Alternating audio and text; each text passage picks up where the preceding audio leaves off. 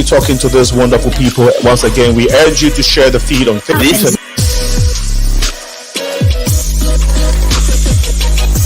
Hi there, I'm Faida, and today we're going to be talking about the African diaspora in Mexico.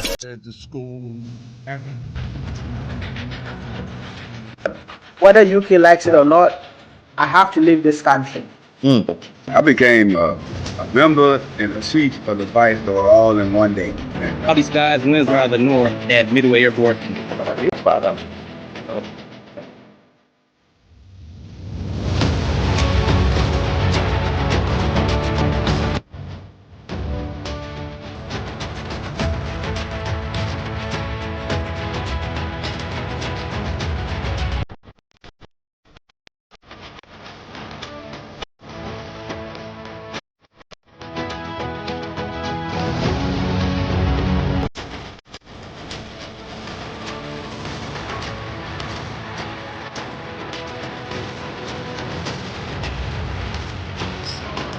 Rice and beans. Okay, kids, we have had to come to an end of this beautiful set. It's not about this. This is the inside account of the week that brought the Rainbow Nation to its knees. Right, essentially trying to inculcate into this.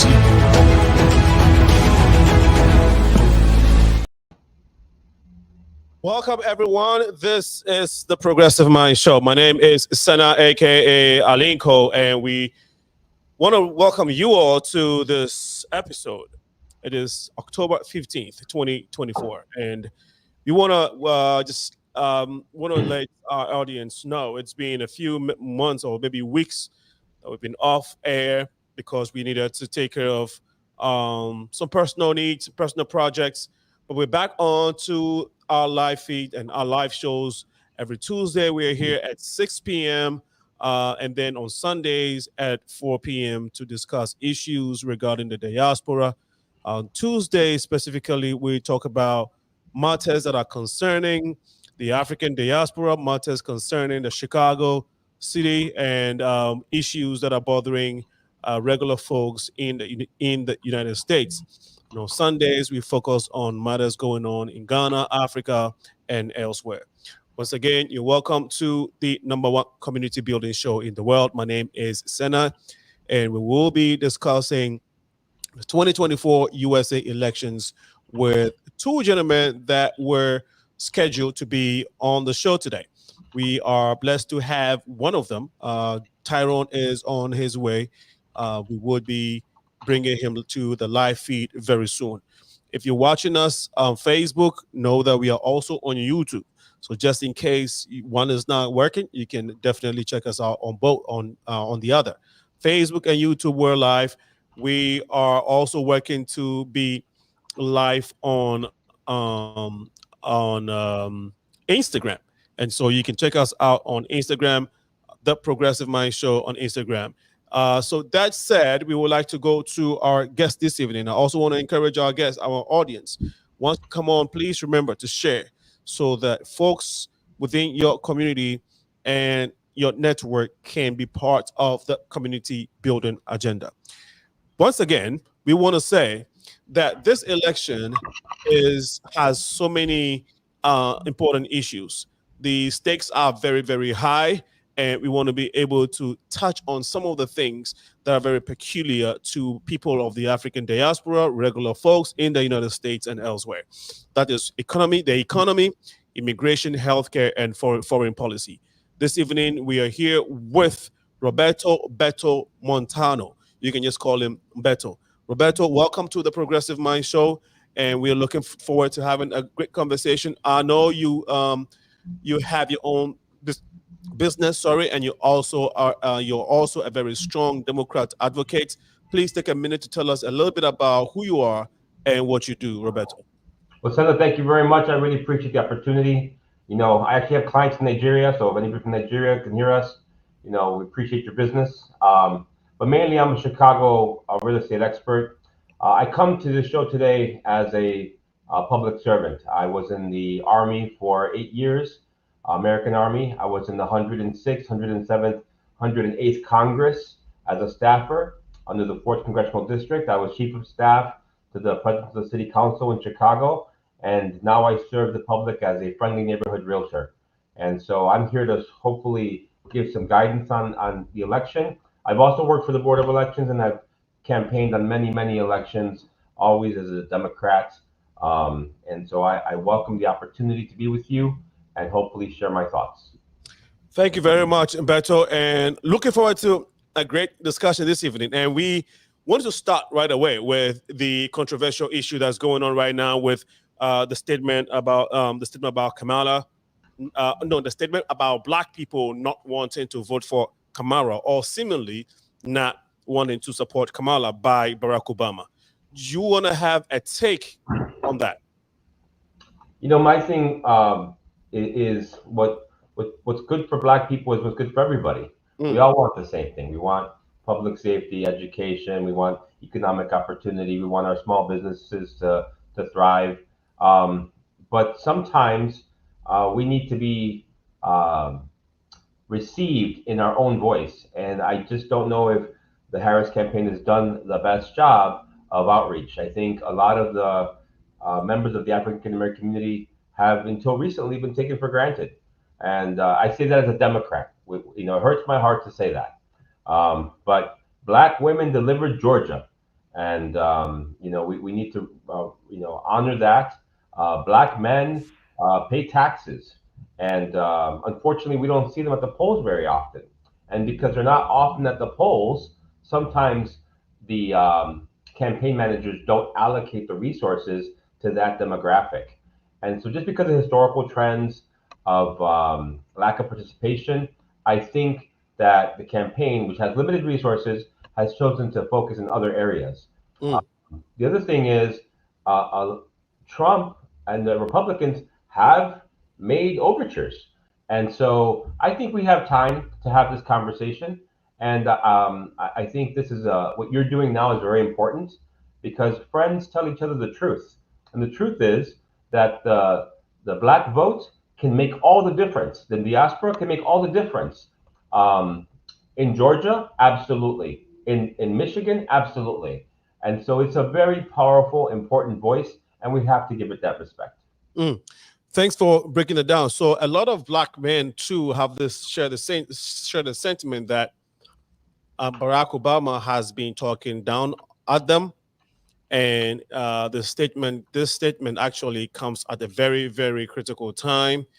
And some also saying that, considering his stature in the Democrat Party, and of course in this country, maybe that wasn't first of all, it is not the right time to say that. Even if he felt so, some were arguing that it wasn't appropriate, it wasn't right for him to have said it publicly, and this is going to infuriate some of the Black voters. And if you pay attention to social media, you hear snippets of, you know, both Black men and Black women, you know, not necessarily agreeing with Barack Obama, and they're saying that because of this, Vice President Kamala Harris might lose a lot of vote with this statement. Having worked in the arena, in the political spectrum for so many years, how significant do you see this hurting VP Kamala Harris, if it's going to do so in the first place?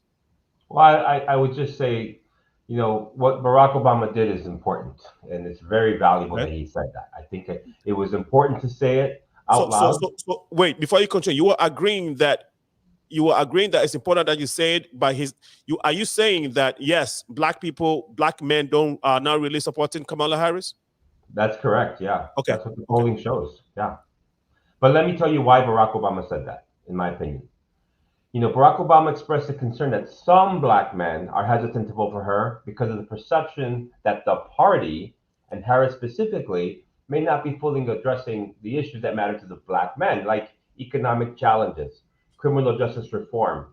They might feel disconnected because of her career as a prosecutor, and they might feel that she is not advocating strongly enough for their interests. Now, I'm a Democrat, But I'm going to open with those things because I want to unpack that and I want to address it. Mm. This disengagement of the party writ large reflects a broader challenge in mobilizing voters who feel underrepresented. And that could be Native Americans, it could be women, it could be Asian Americans. Every demographic seems to feel that maybe they're not the priority. And that's understandable, right? I have family right now serving overseas in the military, and they say, well, you're not even counting our votes until the end.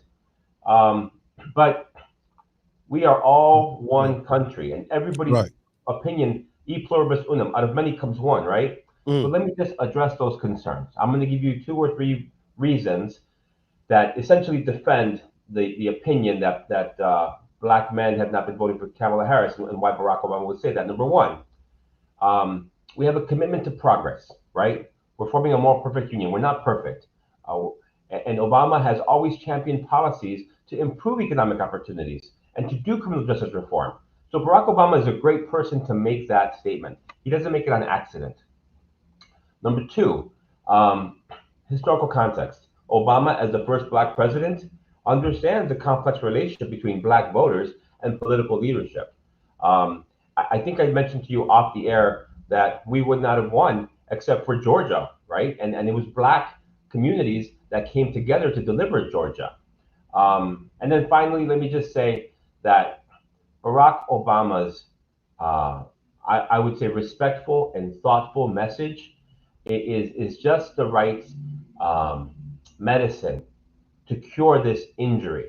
And the fact that we're talking about this as a high priority, to me, shows that Kamala Harris is taking it seriously, and the Democratic Party is listening, and that we cannot win without the black community. So it's top priority. Top priority, you said. So I don't know if you've been following the polls again. Do you think that, are you seeing this message resonates with the Democrat enthusiasts or strategists that are saying, well, I think we have a problem here, and of course now we must, strengthen or enforce or maybe, triple our efforts in making sure that we cater to the black men, the black community, especially black men, so that this, again, I'm saying this to say because we hear on the grounds how people are getting a bit agitated or infuriated by this statement. So are you seeing Democrat strategists working extra hard within the black communities to appeal to black men? Is that going on right now? And if it's not, do you think that Democrats will have to increase or pay more attention to the black vote? Because it is very, very crucial in these elections. Well, there's the messaging and there's the medium. I think the messaging is on point. I think everything you're saying is correct. Okay. The real question is that medium being delivered? So what I would need to see, and I just don't have that information right now, unfortunately, is what are the ad spends on radio, on culturally, like your show. I know that in Arizona, there is not a lot of spending happening in Spanish media. They just assume that everybody speaks English, which is not true, by the way. Okay. So the campaign's strategy in the final 21 days or whatever it is, it's going to be fluid. But I must admit that they're on the back foot. And there's every possibility, I'll say it on the record right now, there's every possibility that Trump wins. And if he wins, I'm sure that it won't be by more than 50,000 votes in those swing states. I guarantee you the black community makes up more than those 50,000 votes. What can the Democrats do now, right, to salvage the situation, or at least try to make up and find a balance when it comes to the black vote, especially with black men? What strategies would you suggest if you were involved in the day-to-day strategy of the Democrat Party? Well, I would just say that I think what they have been doing is the right answer. They've been talking about freedom. They've been talking about economic opportunity. They've been talking about strong foreign policy, everything that you're going to talk about later, immigration, healthcare. Black people care about all those things, right? And I don't speak for Black people. I mean, I'm not trying to say that I'm the voice of the Black people, but everybody cares about having a good job and dignity and healthcare. Everybody cares about their child going to school. I'm proud to say I live in Chicago, where we have a very diverse city, and ideas come from everywhere. So it's not necessarily the solution that's only for the Black people or only for the Irish or only for the Mexicans. It's there's not- there's there's not a Mexican way or an Irish way or a Black way to keep the streets safe or pick up the garbage or teach our children properly. At the end of the day, what's good for our community is good for everyone. And I would imagine that what Black folks care about most right now is probably economics and then maybe the border. Okay. Let's talk about economics, and we'll come to the border, which is President Trump, Kamala Harris. They are all proposing that they would change and help the middle class. They'll create income. They're going to work towards income inequality in the United States, and they are proposing to support the middle class. Can you tell us, being a Democrat strategist, what are some of the policies or what are some of the things that Kamala Harris has in place? What is she promising to help with the middle class and, of course, the lower income folks in this country? Sure. Well, I mean, Kamala Harris is endorsed by every single union except the Teamsters nationally, and at regional levels, like in Chicago, she's absolutely endorsed by the Teamsters as well. So you can basically say that every single union, people who are experts in labor, are on Team Harris. And I think that shows well her relationship to the dignity of work. You can, to me, the economy. I'm in real estate, so a little bit of this has to be, from my perspective, on home ownership, and that's also an economic issue. Kamala Harris has decided that her policy, a primary plank of her platform in the economics, is to get African Americans to become homeowners. And because of that, she's going to give you $25,000 in down payment assistance. And so the the other side's not giving you anything. And Kamala Harris is like, I want these young Black families to have a home, to stop being renters.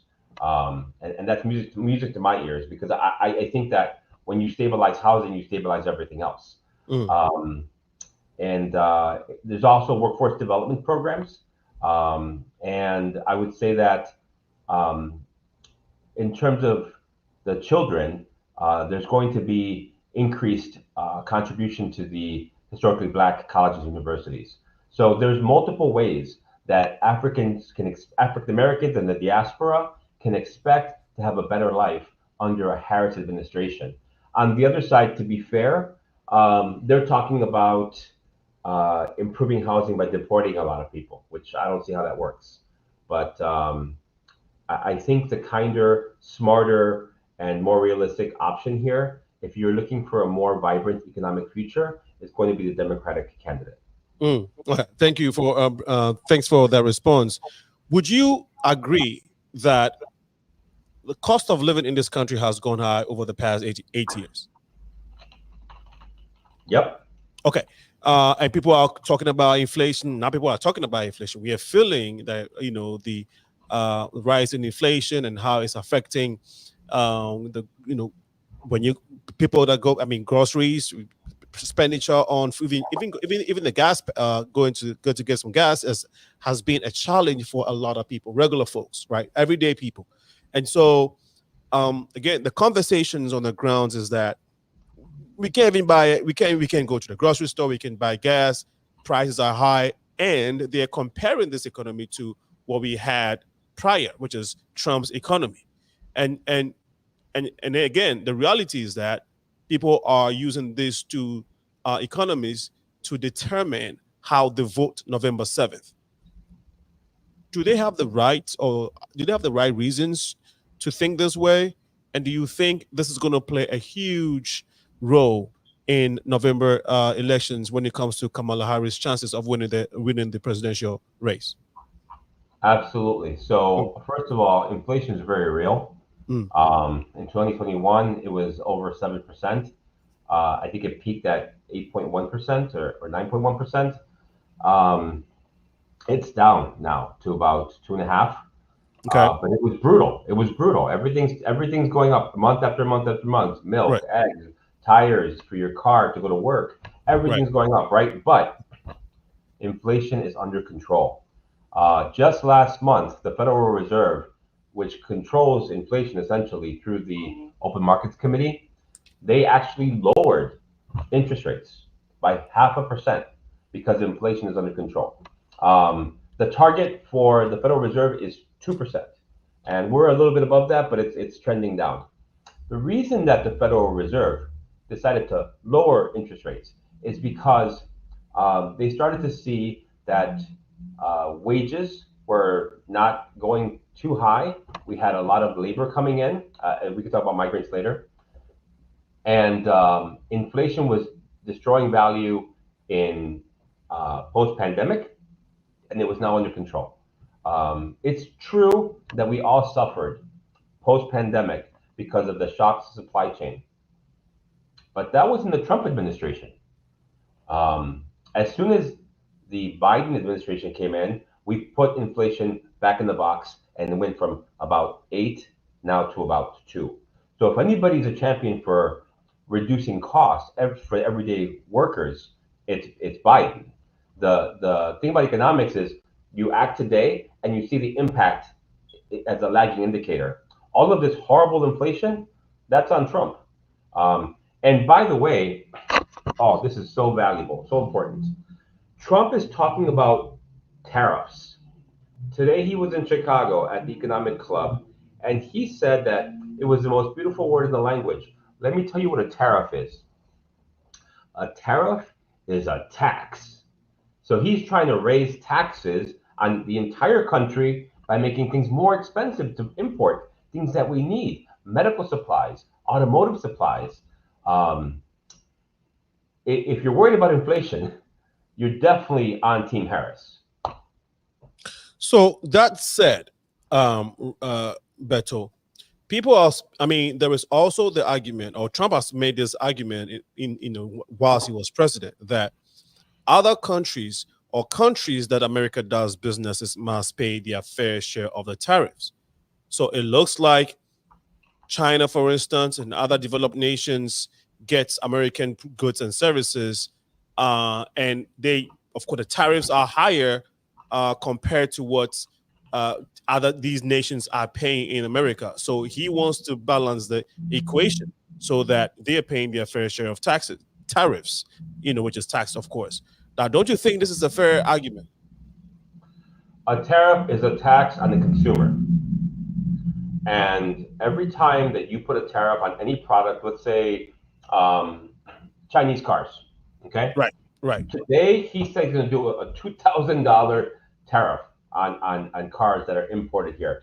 And he made the argument that you just referenced. Right.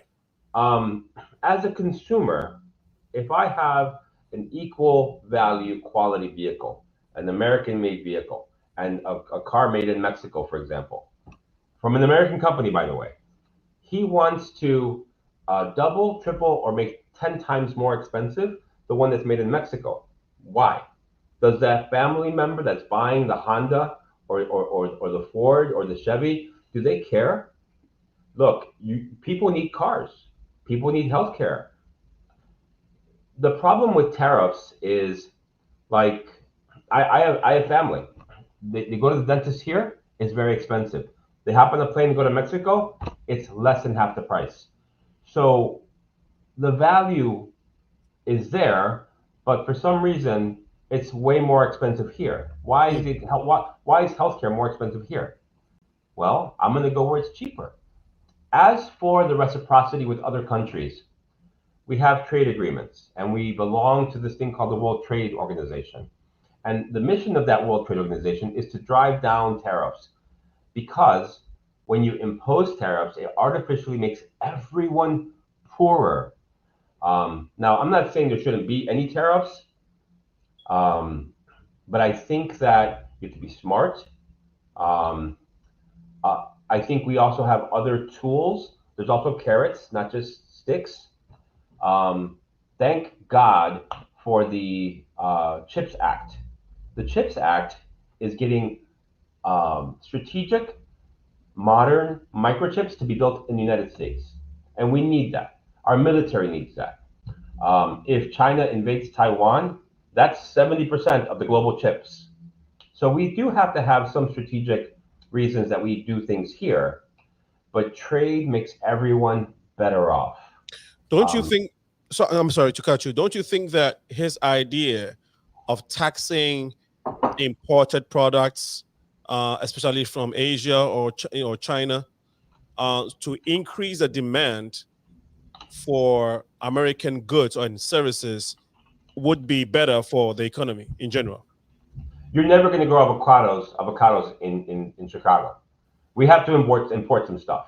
My family's from Michoacan in Mexico, where the weather is perfect for year-round avocado production. Why? The Super Bowl is around the corner in a couple of months. What if we could only sell avocados for that avocado dip on Super Bowl from avocados that were made in Florida? We would all pay more, right? We have to be able to see the Democratic Party is about freedom. It's about reproductive freedom. It's about economic freedom. The Republican Party is about control and telling you what to do. I vote for freedom. I think that the inflation that would come would be disastrous from that policy. If you allow Trump to willy-nilly, oh, by the way, the president can impose tariffs, right? But the Senate has to be on board. You know, when we do trade agreements, the Senate's involved.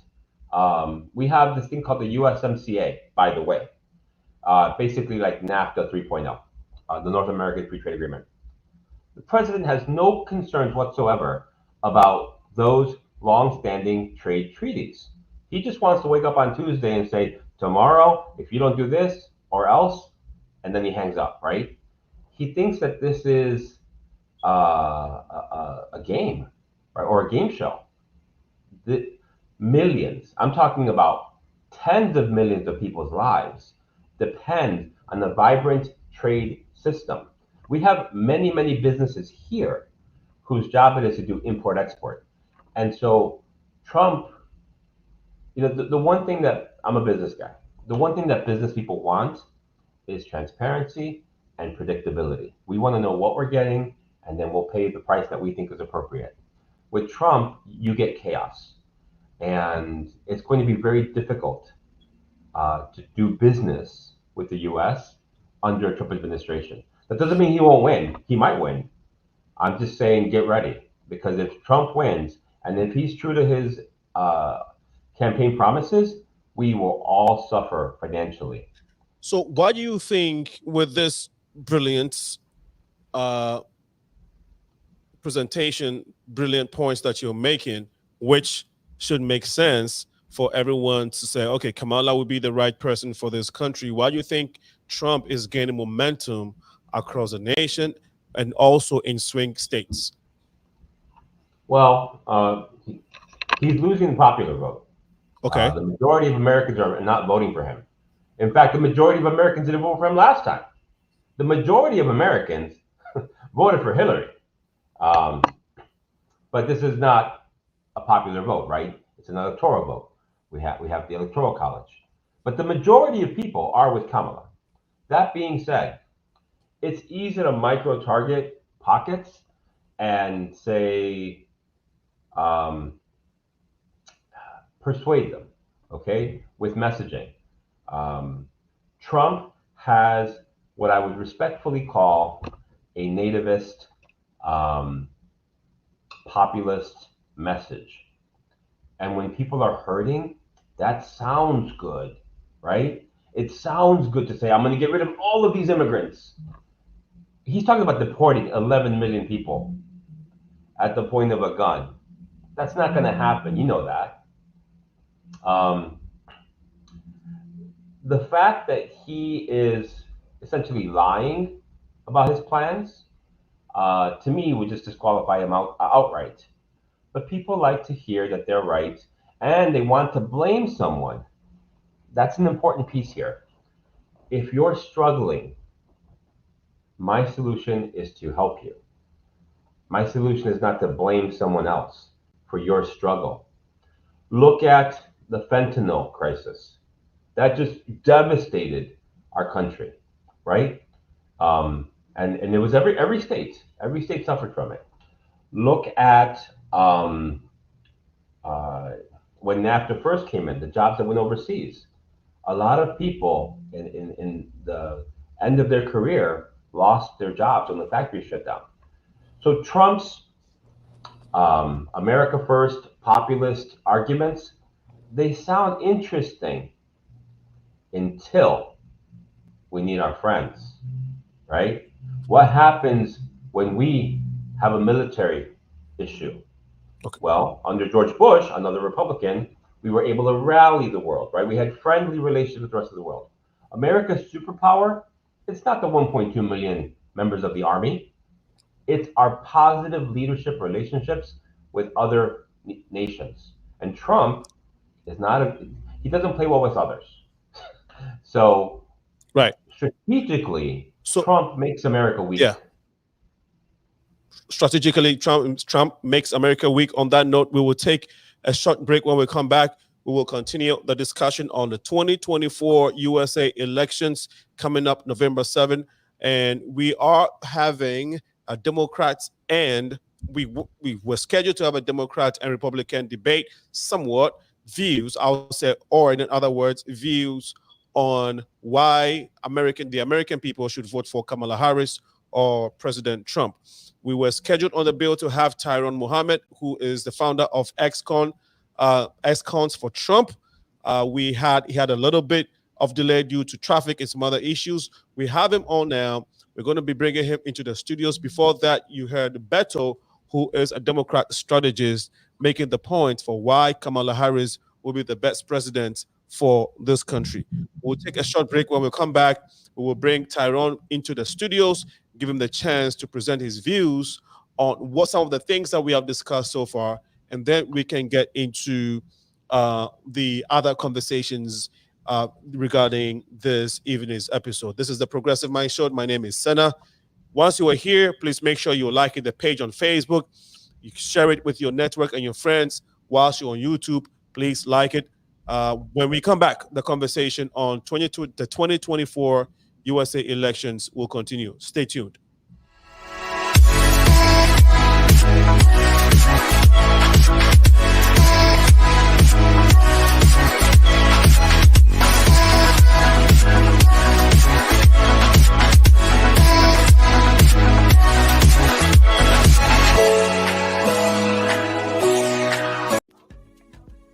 The Progressive Minds is supported by the United African Organization, presenting citizenship application assistance workshops to assist green card holders to become U.S. citizens. Becoming a citizen is easier than you think, and it protects you.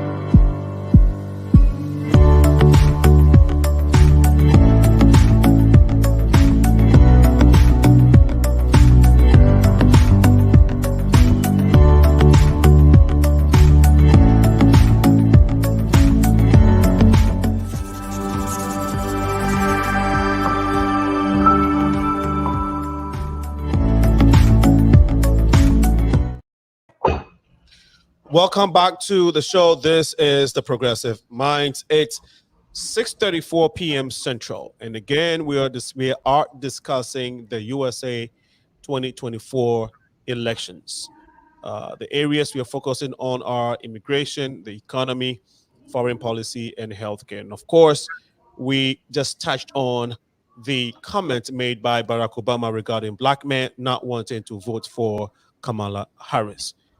We have Tyrone Muhammad on the show now to give his viewpoint. Tyrone, welcome to the show. We understand there were some issues. We have moved. We've had a few things, but in a nutshell, tell us who you are, what you represent, and then your take on Obama's comment. My name is Tyrone Muhammad. As you know, I spent 21 years in prison. And after observing that there was really no true reformation or transformative measures in prison, we started and founded ex-cons for community and social change, because we understood that it would take us to save us, and that elected officials, pastors, whatever politicians didn't have a true recourse to fix that public safety issue that is returning citizens, right? So just in understanding that the Clinton 94 crime bill, how it ushered in mass incarceration of black men and brown men for that matter. And the whole notion for 60 years of black people hook, line, and sinker voting for the Democratic Party, with no breaks in between, without any real social justice and social change. They voted for them, just hook, line, and sinker. This is the ex-cons for Trump came about as a result of, you have 80 million or 20 million ex-felons in America, but you have over 80 million justice involved, justice impacted individuals who the Democratic Party, nor the Republican Party for that matter, actually seek out and help. And one of my main reasons for supporting Trump is the First Step Act. Regardless to who founded it, pushed it, he signed it. And that ushered in thousands of young men, boys back into the homes and families and communities that Donald Trump did actually sign and release. Thank you very much, Tyrone, for that presentation. We appreciate it. We also touched on. You talk about Obama. Absolutely. Go ahead. Okay, so what black people got to realize that under Obama, hundreds of thousands in 8 years, hundreds of thousands of black men and boys was incarcerated. He locked up under his administration throughout the United States. Black men and boys was incarcerated. Mass incarceration happened under his administration as well. So it's easy for us to point at Donald Trump and all of these and the Republicans.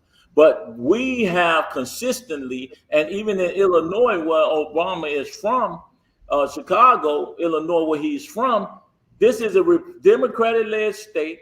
This is a Democratic-led city, and Chicago is been voted the most corrupt city in the country, politically especially.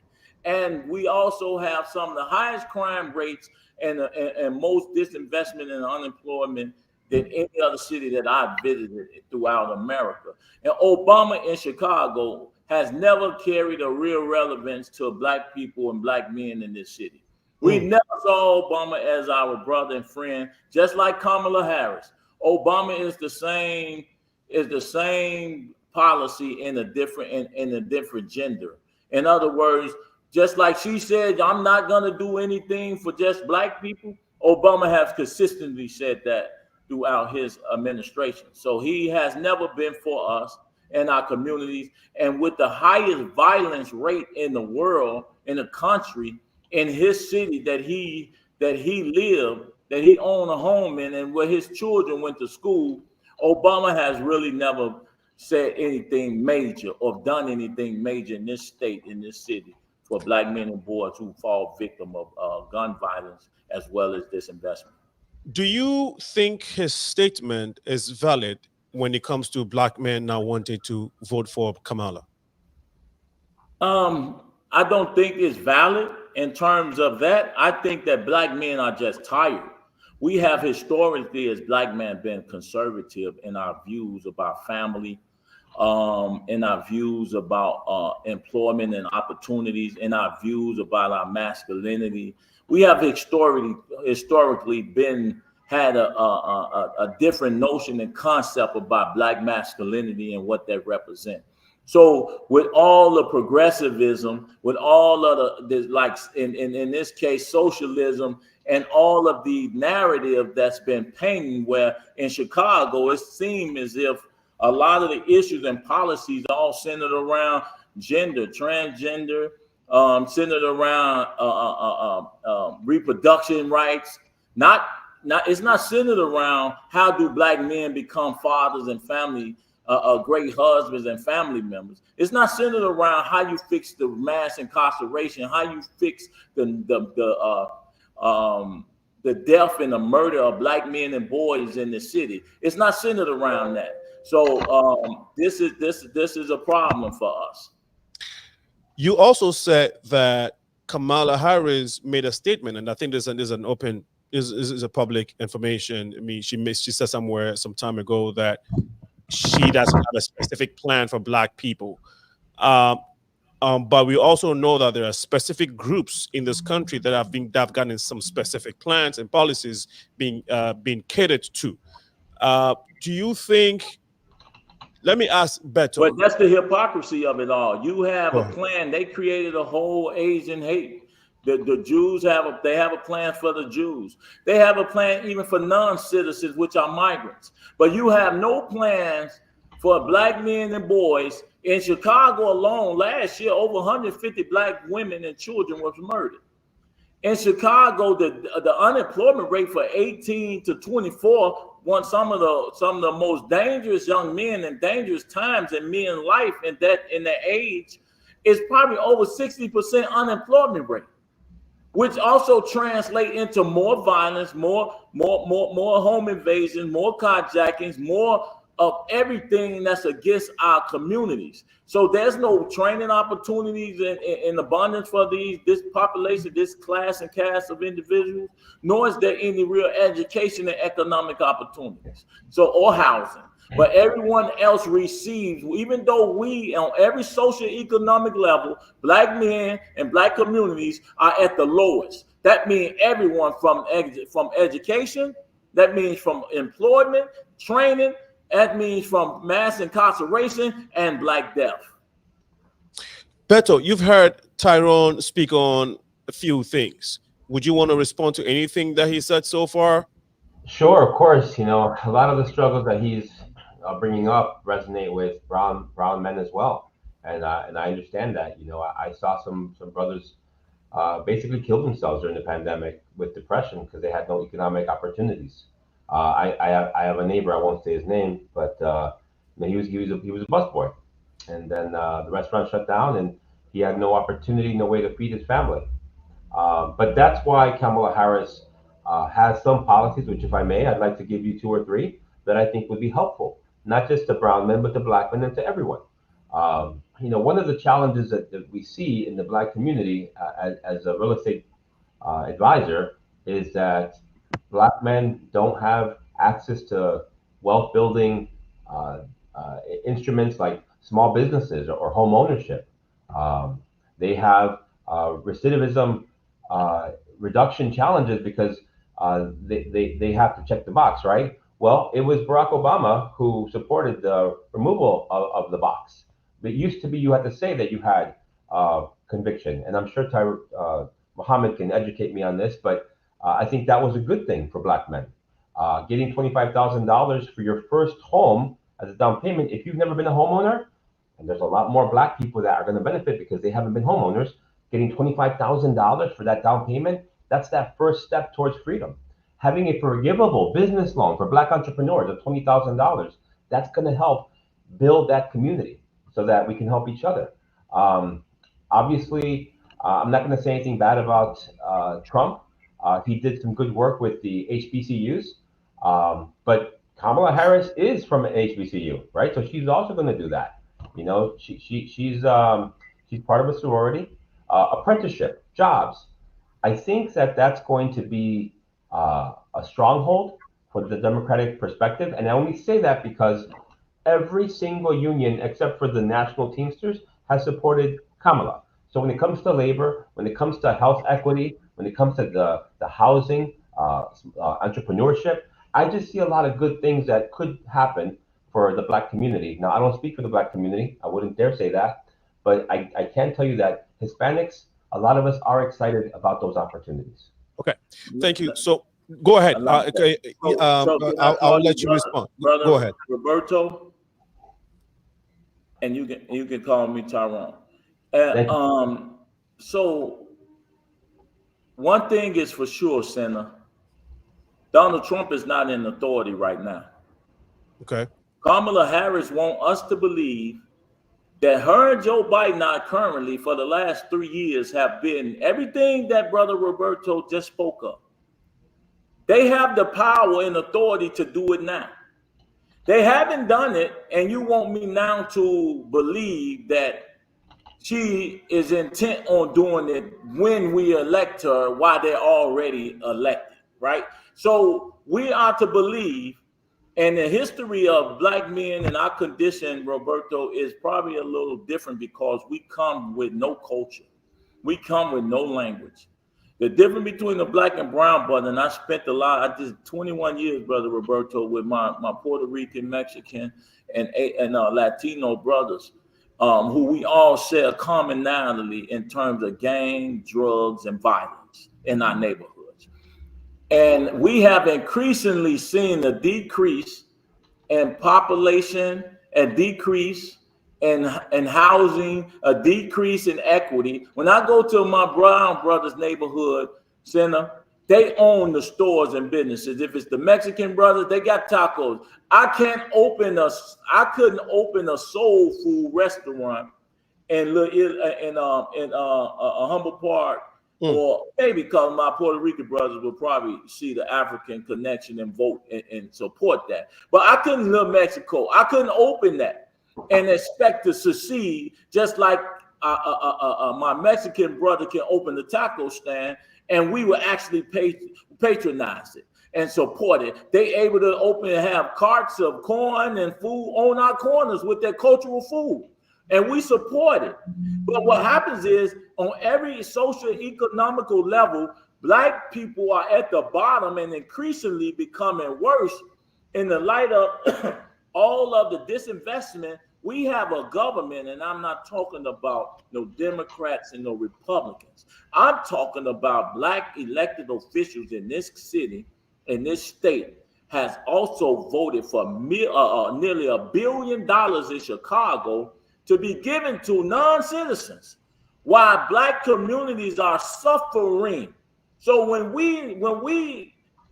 it's not about Kamala Harris as a gender or color, it's about, for 60 years, Democrats under the Democratic leadership, and they're not even smart enough to understand that they eventually have to answer for the disinvestment that they've created and for the lack of opportunities that we experience in our neighborhoods. That's why you see me saying ex-cons for Trump.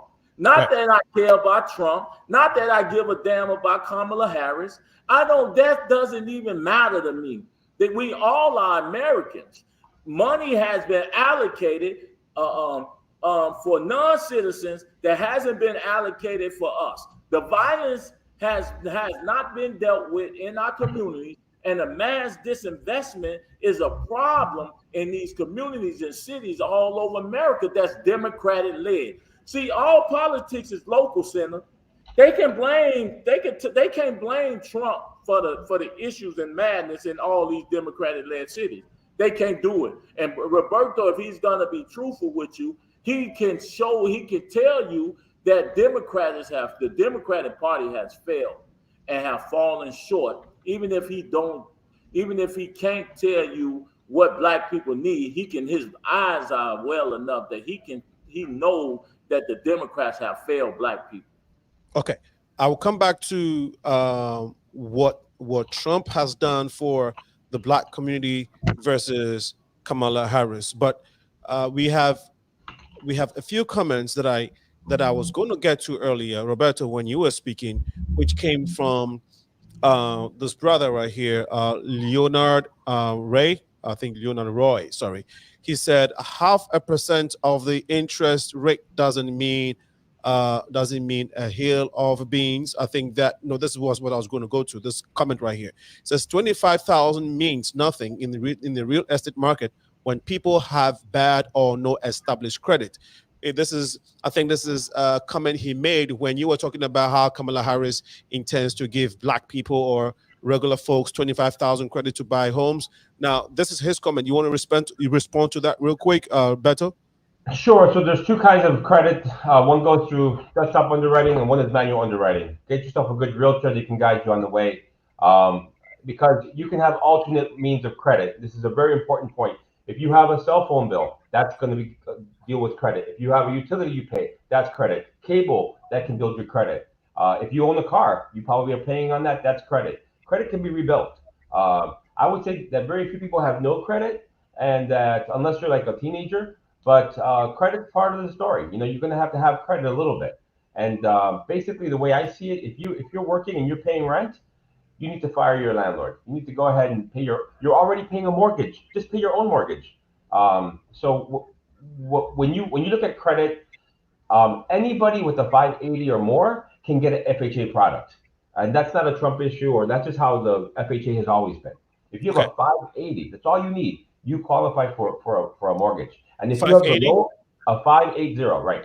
If you have below a 580, like a 540, you can still get a loan, but you pay higher rates. So I recommend people do. It takes about 60 days to work with the credit repair. You don't got to pay anybody. You can just watch videos on YouTube. You can call someone like me. We help people all the time.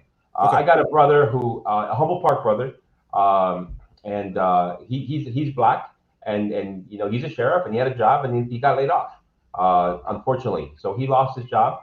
I work with him 6 months, 7 months, and he's about to buy. We don't fix credit like this. It takes 3 months. It takes 6 months, but we never give up on you. Got it. We want you to buy. Go ahead. I'm sorry, brother Mohammed. Go ahead. Go ahead. It's okay, my brother. Listen, first of all, 25. He's right. It amount to a hill of beans. When you look at the mass, the level of employment opportunities, Roberto, you do understand that Black people have the lowest employment rate. And when I go to construction sites, you know who I see on construction sites every day? Latinos. White men and Latinos. Yeah. So Senator, even if she gave us 25,000 in Chicago alone, predatory lenders and predatory realtors have taken probably 40% or 50% of Black wealth that was in homes that our grandmothers had coming from down south. If you go in our neighborhood center, we don't own the homes our ancestors left for us. So $25,000 to buy a home that ultimately ends up being a situation where you may lose your home because you can't even pay the mortgage. And that's only because here we are, have billions and billions of dollars going to Ukraine. Democratic Party is not going to speak against that. We have billions and billions going to Israel to drop bombs on Palestinians. Democratic Party ain't going to speak on death, violence anywhere, violence everywhere. We'll come to foreign policy. Okay, cool. Tyrone. With that being said, the billions of dollars being spent should be able to, if it was given to the American citizen, even our brown brothers and sisters, should all own a home. With the amount of money that you talking 25K versus 70, 80 some billion to Ukraine versus how many billions that's spent in Israel or versus how many billions spent on migrants across America. It's just too much hypocrisy in the space that she has where she's talking about giving citizens 25,000 when non-citizens get more than that now. Right. So we'll come to that immigration issue. A quick comment too from another comment, and he says, while you were giving your presentation, Tyrone, earlier, he says, hold on. It's if 20 million Blacks have felony, that's 50% of Black America. Not true at all. So what you got to say to that? What I want to say is, yes, 20 million. When you start talking about, yes, that is true. When I say 80 million and just as involved, that means that for the last 60 years, just on marijuana alone, Black men have been going to prison since slavery ended. So whatever that is, the number of people who've had the brush with the law and have dealt with the law in America, jails aren't built. And policing is not increase in policing is not designed to lock up and incarcerate white people and white children. It's designed to incarcerate Black men and brown men. So that is true. It's just that a lot of people do not recognize it or even speak about it. Because with that alone, the ex-con population and the justice involved or justice impacted, that means that you may not have a felony, but you took a probation. You may not have probation, but you got you've had, because you took care of did a program, you ended up in a anger management or substance abuse program.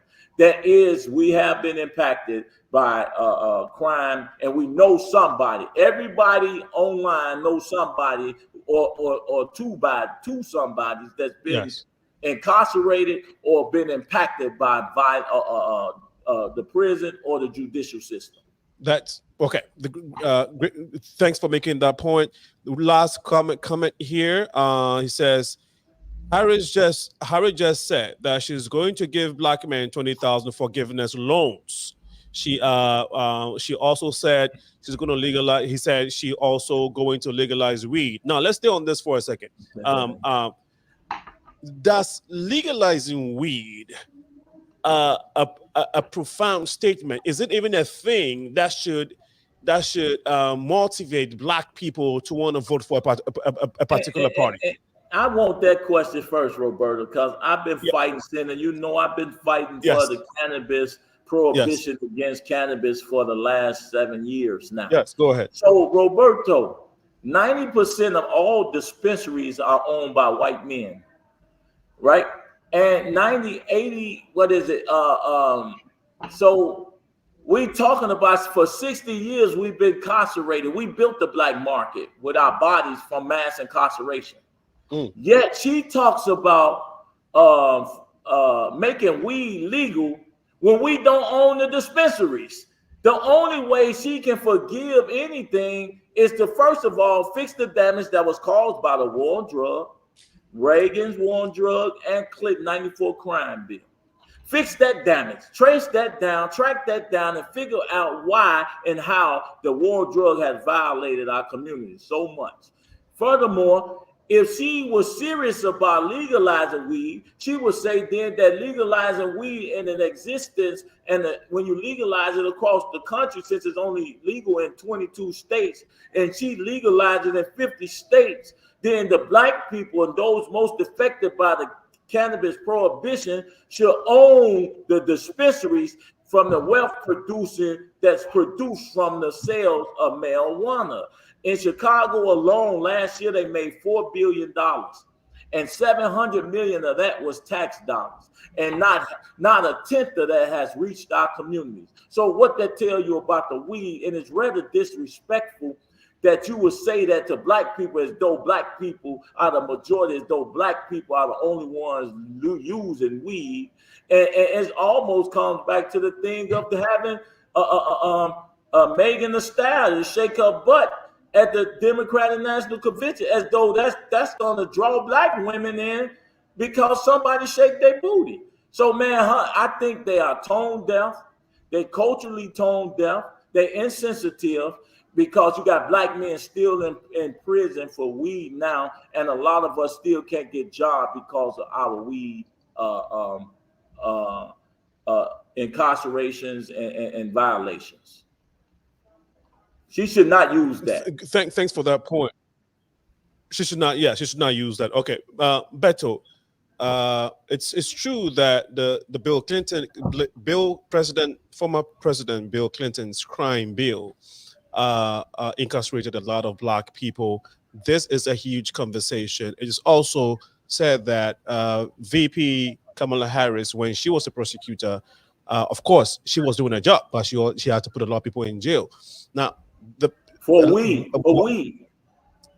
Okay. So this is obviously a sentiment that a lot of black people are sharing in the community, talking about in the communities. Do you think that these concerns are going to impact her chances of winning the presidency November 7th? You want to respond to that, Beto? Yeah, I mean, when you're a prosecutor, your job is to prosecute, but that doesn't mean you don't have prosecutorial discretion. You know, and her prosecutorial history is she was going against the banks, right? She got a bunch of money back for homeowners. Of course, she put people in jail because the legislator wrote laws that would require they to go to jail for the offenses. But she became, and when she was in San Francisco, that was a long time ago. She has evolved and she's shifted her position. When she came to the Senate, she became much more what you might say progressive on criminal justice and legalizing marijuana at the federal level. The Marijuana Opportunity Reinvestment and Expungement Act, for example, that was in 2019. It decriminalized marijuana at the federal level. It expunged the criminal records of those convicted for marijuana-related offenses. And I'm not sure on this, but I think it actually made some investments as well. Race, however, has been a very, very difficult thing when it comes to cannabis. I want to give a shout out to my buddy Lou, because I think it's on point. He's opening up a dispensary on the 18th at Addison and Kedzie. So at least that's one example of a man of color who's in the game. I don't partake myself, but I have very good friends that do. But if it's a business, everyone should be at the table, and especially those that have been historically divested, or criminalized. And I want to say that in Illinois, we were legal a long time ago. I hope that, whether you partake or not, that since it's legal, it should be taxed, and hopefully those revenues can be used to address some of the historic injustices that communities have suffered. Right. Okay. Another question to you. I think a comment that came through that I want you all to respond to is from Chioma Maduko. She says, hello, very insightful for me as a blind Democrat voter. How can we trust Republican, and why? And why, if not Democrats? I too, if I'm too frustrated with Democrats' silence and abiding to supporting to all the wars, immigration, etc. Anybody wants to respond to this? This is just a comment though, but I don't know if anybody wants to respond. This is a Democrat who's frustrated with the Democrat Party, which is what I was telling you, Beto, that folks are really, really talking about these things, and the energy that everybody's thinking, or the enthusiasm that everybody is watching and on the CNN and thinking that Kamala has on the ground, though, people are concerned, right? And it may just give may just give Trump the opportunity to win. It's not to say if a win is bad or not, but what I'm saying is that Democrats have momentum coming from the DNC convention, but there are also real concerns out there. And I'm just trying to mention this as a Democrat's strategist, Beto. So, Chioma, I would just ask you to remember the alternative, because we know what a Trump administration looks like. Okay. If you remember, in the first week, on day 8 of his administration, he declared a Muslim ban. And I'm like, what is that about? Are you kidding me? That's not even legal. And the courts eventually had him take it back. But what it really required was tens of thousands of people protesting at the airport, shutting down the airport. I was at the protest. We got surrounded by the police, and then the police got surrounded by the people. It was incredible. And within maybe 10 hours, the State Department is reissuing addendums. The power of the people that showed up at the airports, shutting down one of the largest airports in the world. That's what had to happen in order to push back on the anti-immigrant policies. And frankly, there was no rhyme or reason for it. He just woke up one day and said, you know what, let's have no more Muslims. And then he made this happen. And I'm like, wait a minute, is that what we're going to have to deal with for 4 more years? And fortunately for that strong presence that first day, we were able to sort of get a handle on things. But I would be very concerned, Chioma, as I think you are, not only for what the Democrats are promising, but what we know that the Republican, at least in this case, Trump, has already delivered. And the last thing I would say, please, Sana, is Republicans are Republicans.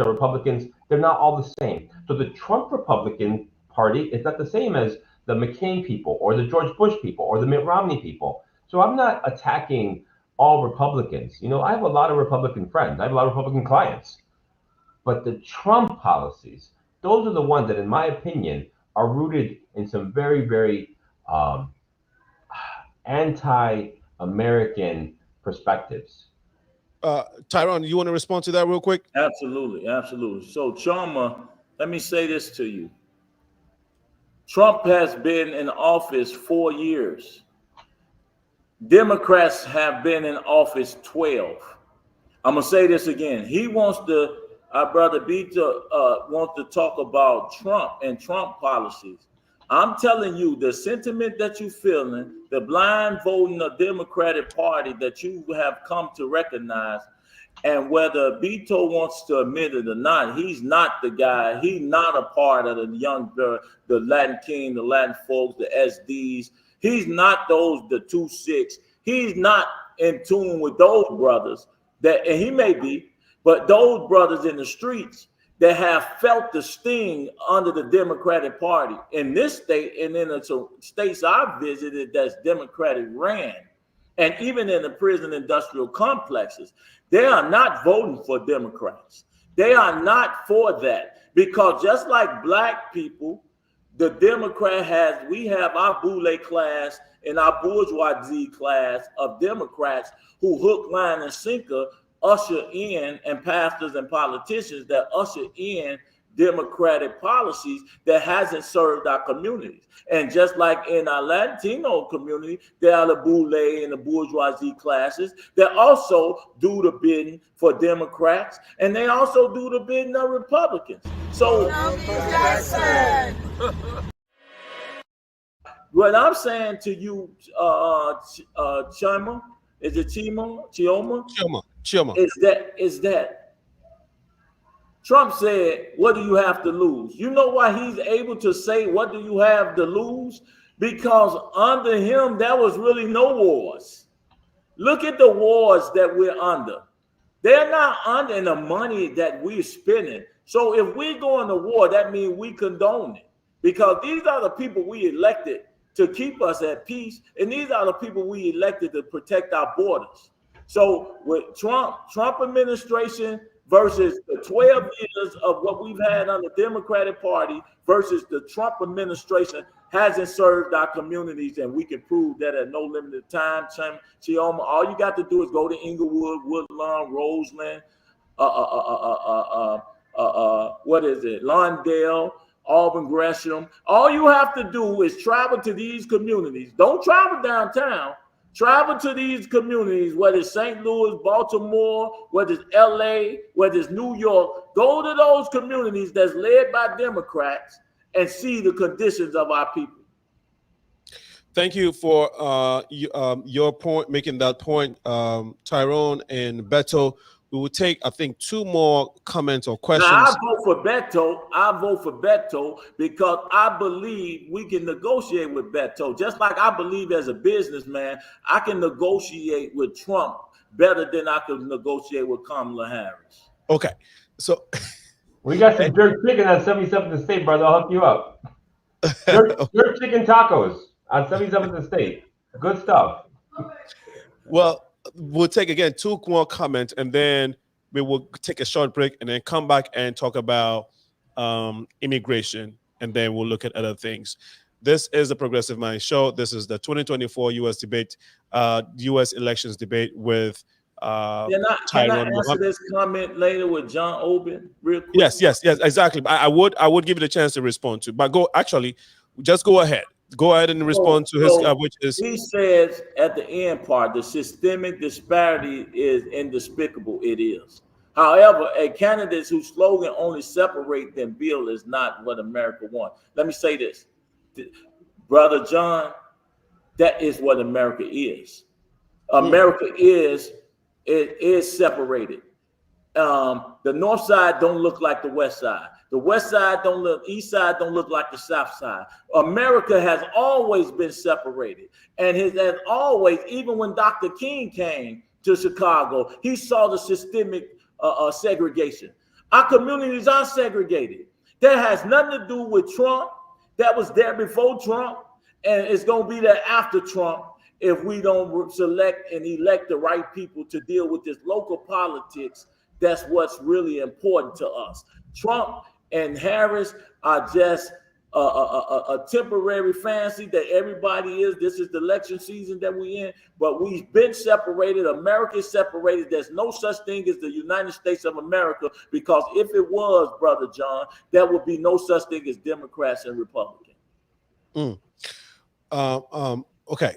I don't know if Beto, you have a quick response to this so we can take, because there's so many comments, and we also want to open the phone lines. You want to make a quick comment to response to this?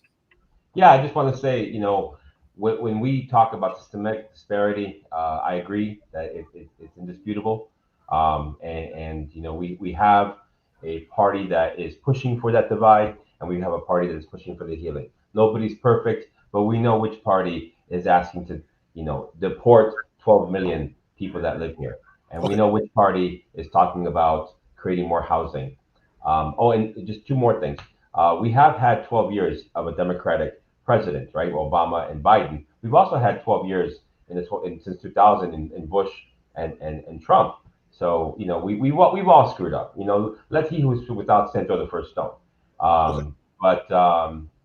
You know, my solution here for John and for the sister who commented earlier is we understand who Trump is. The first time we voted for him, we thought maybe he's just kidding, right? But now we know who he is. And I just don't know if I could trust him. Now, do I think Trump will win? It's possible. It's very possible. And that's why I'm here to say, please consider the alternative, because we know where we were. If you were good between 2017 and 2021 during the pandemic, you know, then that's where you want to be, I guess. But Trump, I remember when Puerto Rico got hit, he didn't care about Puerto Rico. He threw them toilet paper. I remember when his vice president, they were going to lynch him. They put a gallows to lynch Mike Pence, right? And what did Trump say? Trump said, so what? If he doesn't care about his vice president, how's he going to care about you? So I just don't think that Trump's about anything but himself. But I mean, the devil we know, maybe. But I think with Kamala, she has evolved. And I think elections are about the future. Okay. Go ahead. On elections about the future, because I didn't mean to interrupt, but we have a ton of things to go through. So I wanted to be able to at least touch on majority of them. There's another comment that came. That's Leonard responding to, I think, Tyrone, the comment you made earlier. He says, the all Democrat Congressional Black Caucus voted 100% in favor of the 1994 crime bill that Joe Biden wrote for Bill Clinton to sign into law. And then there is another comment here that connects to this, which maybe would be useful for maybe any of you to respond to. He says, you mean the crime bill we asked for, the one the Congressional Black Caucus asked for? Absolutely. Yeah. So, Tyrone, you want to respond to this real quick, and then maybe Beto, if you want to? Go ahead. I most definitely will respond to it. Mm-hmm. So, black men and boys don't produce extended clips, 100-round drums, bullets, guns. Black men and boys do not produce cocaine, heroin, or even weed. Yet black men and boys are all victims of those accoutrements of war and disinvestment and poverty that is placed in our communities. It's easy for me to go to prison than it is for me to go to college in this United States of America. It's easy for me when I was 12 years old to get a 22 special handgun than it was for me to get any doggone program or opportunities that was readily available for another class of white citizens or white kids. So with that being said, yes, black people voted for that because they have systemically voted in concert with Democrats, whether it hurt their children or not. But what happens then, as the prisons fill up and as people do serve their time, they often have to return back to the very communities that they was removed from in worse condition, with less investment, with less opportunity. And yet we want to continue to talk about voting for a party that constantly talks about everybody, inclusion, yet the very returning citizens that serve their debt to society are perpetually discriminated against by everyone. That means their own family members even. There's no fixing of the prison industrial complexes that then release these men back into society.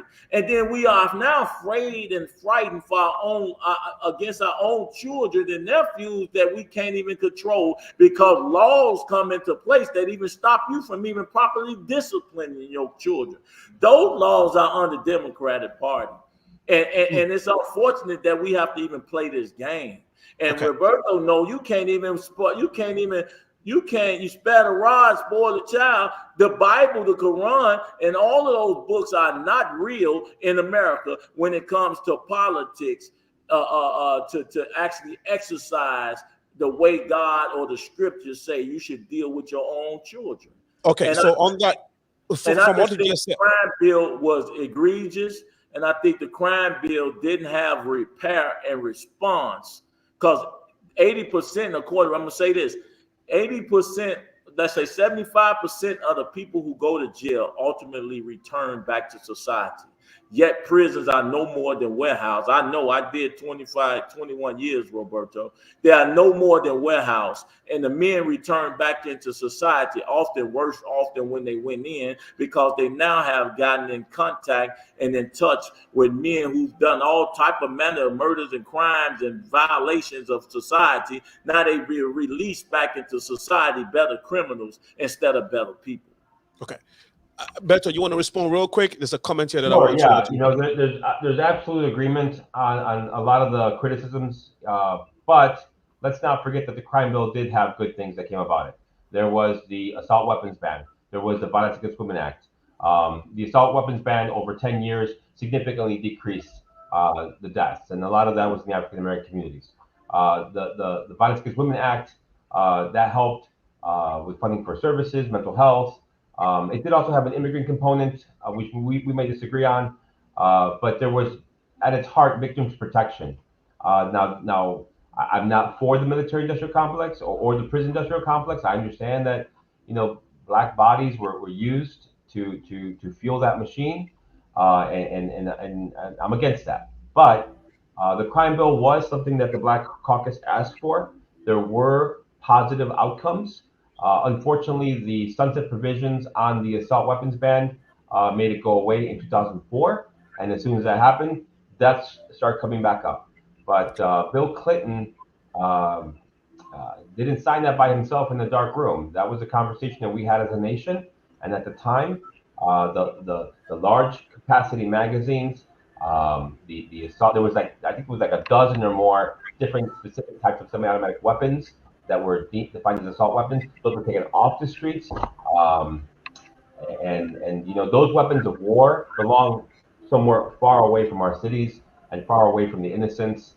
And then finally, I would just say, like, we are the government. We can't blame people that make laws if we don't run. You know, and you know, someone like you know, Leader Muhammad, he's someone that I can see doing something great down in Springfield one day. You know, I don't know where you live, but man, I think you guys. Well, I'm gonna need your support when I run against Dick Durbin as an independent. How about that? I think Dick Durbin's retiring personally. Well, whoever the Democrats select, then I'm gonna need your support. Okay, so on that, let's get to the next point. And brilliant submissions, guys. The next one is from Ate Akron. He says, "Hello, panel. I have a question.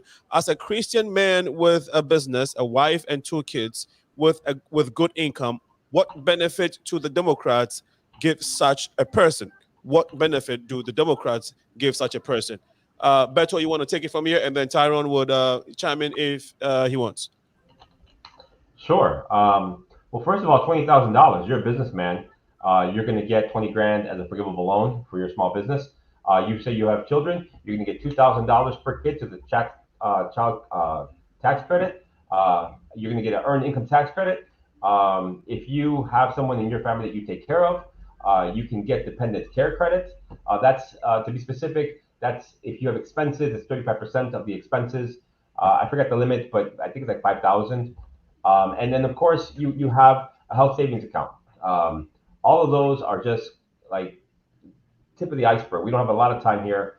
As a small business owner, I used to be, I'm retired now, as a SCORE mentor. That's the Small Business Administration mentorship program. It's free. It's free to you. Go to your local SCORE. Just Google SCORE. I think it's .org, and you will get free connections to marketing, legal advice, accounting. The federal government provides that right now for everybody through SCORE. And then finally, I think family is very important to you. Sounds to me like it was. You can do a 529 plan for your child. And if your child doesn't use that money, I'm not an advisor, but this is my understanding from my own experience, then that money becomes their Roth IRA. And you know, I'm Catholic, so I'm also a Christian. But there will have to be a separation of church and state. So I can't say that the church denomination will give you a benefit. But I think you'll benefit because you have a strong middle class and strong unions that give you a chance to rest on Sunday. It was the unions that gave us the weekends so that we could do what we want. One last thing. There is a policy in Illinois that I think you probably would be interested in, and right now is not the case. And you know, I'm not some like, you know, just whatever the Democrats say. Let me give you a small criticism of the Democratic Party. There used to be, up until last year, a credit for you to send your child to private school. That credit is going to be on the floor this next cycle, and I would encourage you to speak to your representative and say, hey, we want that credit, because you should have the freedom, in my opinion, to send your child to where your values are properly represented. And that used to be true in Illinois. As of last year, it's no longer true. And that's what I said earlier. Our government is just that, our government. We have to pick up the phone, go see our representatives, run for office. It's not a perfect party, but the Republicans would have you give up control of your bodies. Now, we may disagree on this question, Mr. Akron, but with the Democratic Party, you're going to have more choices in terms of your own autonomy for your health care. It is pro-choice. I don't know how you feel about that. And we are much more diverse in terms of our identity. So if you want to love a man or love a woman as a Democrat, we believe you have that choice.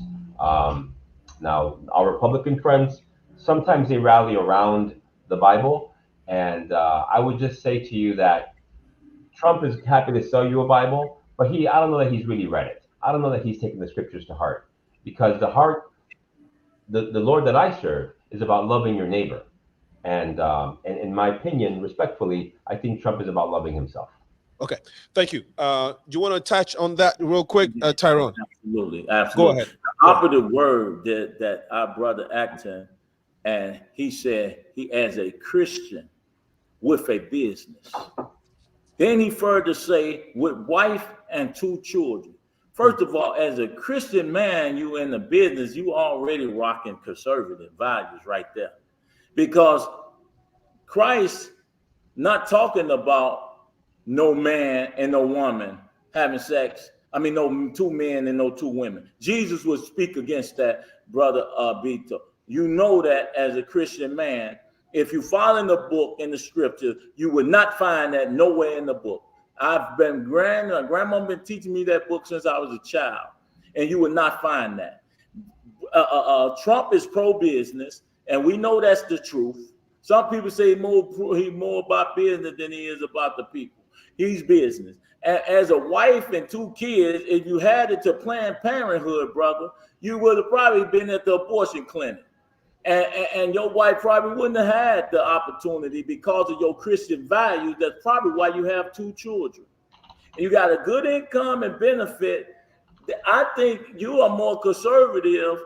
I think Black people are more conservative in our values anyway than most Americans in the sense of that. So when you start talking about I'm a Christian and you start mixing, when we start mixing politics and religions when there should be a separation of church and state.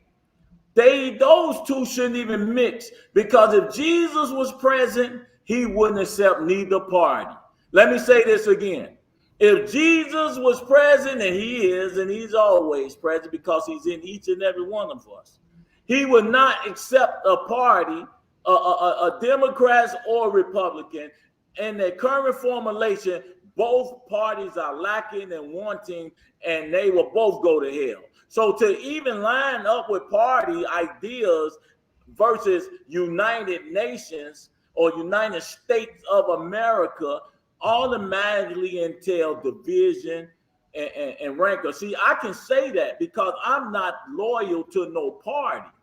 I'm about ex-cons for Trump because I believe pushing against the Democrats, if Beto would tell the truth and say it, the Democrats have violated the citizens. They have lost trust, and the people have lost faith in the party that they've been worshiping since the hook, line, and sinker, voting blue, no matter who, for 60 years. Your very notion of being a Christian, a businessman with wife and kid, and being able to send your children to any school without the union, CTU, and all these people tied to it, is your testimony, and also demonstrate that you're more conservative in your value than most Democrats who claim to be Christian. Okay. Next question here from Chioma again. She says, these communities, Inglewood, Woodlawn, etc., have very little investments, but it's getting better. Why don't the black politicians in Chicago stand up and take action? I really want to ask them, why can they institute programs to clean up the South Side?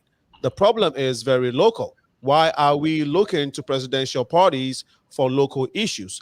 How do we call out the local politicians or the local officials? Brother Beto, if you will, you let me whoop these black people. You don't have to say you let me. All right, we gotta love one another. So here's my thing. No such thing. There's no love in these communities. So there's no love. There's no love from those black people. Let me show you, Sister Chioma. From the lieutenant governor, all the way to the county board president, all the way to the mayor, all the way to the state's attorneys, all the way to the police chief, and we just had a black woman that's mayor. Now we got a black man that's mayor. Now for 150 black elected positions across this city, across this state, our communities look the way they look. You can't blame Trump. See, this is the smoke screen that they do to us. Black people are responsible for their own demise, and Beto, as a brother and a truth teller, I can say that. And I will openly say it to them, and I have said it to them, that our black people have sold us out. They care they care more about party and politics and position than they care about your safety, your welfare, and your guts. Because these are the same people that voted that the migrant received money before Inglewood. Inglewood, if it was different, if Inglewood would have received 51, Woodlawn would have received 51 million. Now you're talking about the people, migrants receiving 51 million when this first happened. We have never received 51 million at one time in Inglewood and Woodlawn together. We've never as a community received any of those investments together in 1 year together. But we had a whole influx of migrants. Then Brandon Johnson went back and asked for more money. And now to this day, sister, Chicago is in debt over $1 billion, and partly majority because of getting resources to feed non-citizens over its own citizens. Okay. Black politicians ought to be ashamed of themselves, and all of them need to be removed. All of them. None of them are worthy to represent us. Okay, this is a comment from Nana Kwesi. It says, you are all over the place. No, but now I don't know if you want to respond to that. Nana Kwesi, Nana Kwesi say, are you referring to Tyrone or you were referring to Beto? Because they both make comments, and I just want you to. No, sorry, Tyrone, I didn't mean to put this up, but it's I was trying to pull up one comment, and then this one came up. But since you both have been making submissions, and this one came up, I want to be sure. can I just say a little bit of representation? Yes, but I want to be sure. So, brother Nana, please clarify who you were referring to here. Now that I have the point. Okay, Tyrone. He says Tyrone. Okay. I mean, if he think I'm all over the place, that's the problem. When you start talking about putting sensible people and sensible people having common sense, I've only addressed the issue. It's nothing that I've said that's all over the place, because it's about black death as a hustle in the city, and I'm going to continue to address that. It's about Kamala Harris versus Trump. And it is in my assertion that in order for them to make Democrats do us better and be right by us, or any party to do us better and be right by us, we should never vote hook, line, and sinker for any party. We should make them earn our vote. And as it stands, for 12 years, for 60 years, Democratic Party has not earned the black vote. And if that's all over the place, buddy, I'm sorry. Okay, thank you. Choma says he's on point. And then if you don't, he says if you don't agree, that's another issue. But what I'm saying, okay, so for all our audience, if you make a point or a reference, please state a name. That way we know who you are being specific, what you are specifically addressing, right? That way it's not vague. Go ahead, Beto. Just back to the political representation question. So the Attorney General of Illinois, Kwame Rowe, is African American. And for many years, thank you. I forgot all about him. We had Jesse White, right? Mike Simmons is a state senator of the 7th District, and he represents a white neighborhood, Rogers Park, Uptown. And the LGBTQ community. Cam Buckner, LaShawn Ford, Jackie Collins, Marcus Evans, the list. Go back to Harold Washington. We've had 3 U.S. senators, Carol Mosey Brown, Barack Obama, Roland Burris. So Illinois produces excellent representation, state, local, and federal level. Emil Jones ran the Senate for years. So I just don't know that it's fair to say that blacks aren't properly represented. Roderick Sawyer and his father, right? David Moore. You know David Moore's on point. You gotta give it up to David Moore. Yeah, David Moore. Yeah. David Moore is his Tyrone. David Moore is my brother and friend, and I can pick the phone up and you're gonna answer on the first ring, and his community is not representative of his power or even his position. But at least he's fighting.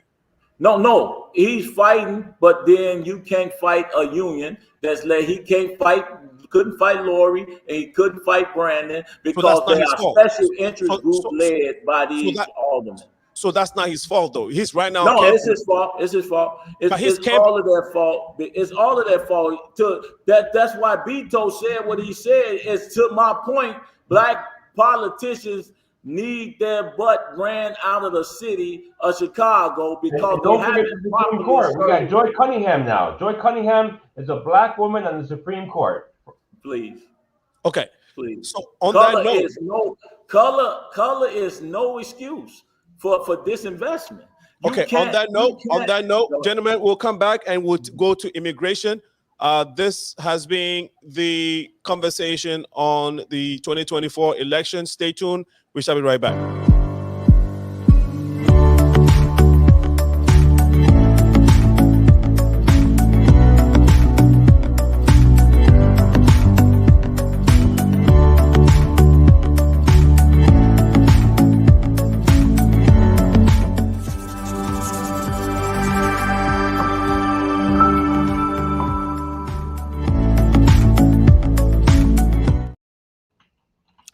Welcome back to the Progressive Mind Show. This is the conversation on the debate regarding the debate for the 2024 USA elections coming up November 7th. For those of you, there's early voting has started. So those of you who want to take advantage of that, please go ahead and do so. This coming Saturday, there's going to be a program in aid for Kamala Harris, Vice President Kamala Harris's campaign. It's going to be held on the north side, specifically at Iyanze Restaurant. Iyanze Restaurant is right by Wilson and Broadway. Is not only one of the biggest Nigerian restaurants in Chicago. It's going to start at 6 p.m. There are going to be music performances. There's going to be a lot of cultural performances. It's basically somewhat like a fundraiser for VP Kamala Harris. So if you're a fan of the Democrat Party or you want to support Kamala Harris, please be there this coming Saturday, October 19th, at 6 p.m. exact. We're going to start. This is not a this is not an African event, so you are guaranteed it to be starting on time. 6 p.m. exact. This is not no shade to the African community, but we know and we agree to it. We are always late, and we have to work and do more and work. We have to work towards that and change that mindset. However, October 19th, coming Saturday, VP Kamala Harris will be, not her, but Democrat Party in Chicago, as some Democrat advocates will be having a fundraiser for VP Kamala Harris coming Saturday, October 19th at Yanze Restaurant, which is at right at Wilson and Broadway on the north side, uptown specifically. We also want to remind our listeners that the Progressive Mind Show is a 501c. We are an online radio show, bringing conversations such as this and building our communities. We also curate programs because we are grassroots, and we want to make sure that the conversations we're having here can be passed on, or we can be in the community, so we can make the impact, the kind of impact that we want to make. So starting next year, we're going to have now this year though, November 30th, we're going to have a soft launch which begins our monthly program. It's called the African Diaspora Summit. This is where the diaspora come together to engage in conversations, whether it's on healthcare, immigration, economy, cultural differences, bridging the gap between the diaspora, Africans, Caribbeans, and African Americans, talking about our differences, teaching on real estate to the youth, financial literacy. This is where we make sure that we are in the communities, engaging and strengthening our communities through dialogue, interaction, and healing. And so make a date with us. We will be bringing you more on this program. It's going to start officially next year, January next year, and it's going to be held the last Saturday of the month at different locations in the city of Chicago. Again, we'll be bringing you more details on that. However, there's going to be a soft launch 30th of November at Soul Food Veg on the south side. So again, keep tuned to the Progressive Mind Show social media pages. You will be getting more information for that, for these upcoming events. We'll go back to our guests to engage in these very pertinent topics or issues that are coming up in these elections. They're not coming up. These are the issues that people are talking about concerning this year's election. And we have attempted to look at the economy and some of the issues that people are concerned and worried about. We will now go to immigration and look at what President Trump or President Kamala Harris will do regarding immigration in this country. First off, let's go to Beto to address us, or to Beto, want to get your viewpoint maybe in a minute regarding the influx of Venezuelans into this country, particularly in the sanctuary cities, Chicago, New York. I don't know about LA, but definitely Chicago and New York. What's your take on that? Do you think that this issue is going to impact Kamala Harris' chances during the November 7 elections? Oh, for sure. Yeah. There's different types of immigration, and some immigration is lawful, some is not lawful. The vast majority of these folks came as asylum seekers, so technically it's lawful, and we have to understand that they are here in a lawful fashion. There is some tension between communities that have been here and established and still can't get a work permit, and these folks that just recently arrived. But that being said, I would just like to say that America is a nation of immigrants, and we bring vibrancy to this country. Now, the other thing I would say is that they're fleeing for a reason, because the economic policies of Venezuela are totally absurd. And you have Trump highlighting Maduro and his leadership, when it's that type of leadership, that strongman leadership, that has driven his people to come here. And so if you want to know what Trump thinks of the Venezuelans, he is applauding the dictator that's driving them here. And so that's just to connect those 2 points, right? The immigration, and we're here to talk about the election. I think it's absurd to think that Trump would do anything differently with the people here. Trump is talking about the solutions by militarizing law enforcement and having them deport 12 million people. That's not feasible. It's not structurally doable. In Chicago, we have approximately 13,000 police officers. Well, you think 13,000 police officers are going to start going door to door and dragging people out of their houses? A third of them are Mexican. They're not going to do that. Trump's talking about this horrible dystopian uh, vision of his to appeal to the darkest, scariest part of his base. Now, the MAGA people, there's about 27, 28% of the Republican Party. Most Republicans are about that. George Bush was pro immigration. Romney's a very humane guy on it. But Trump is going to the hate in order to rally his base. Okay. Yeah, what happened in South Carolina? I'll shut up. Go ahead. No, I didn't mean to interrupt you. Again, I'm just trying to bring your attention to time sensitivity so that we can get to some a lot of the points and even the comments that are coming through.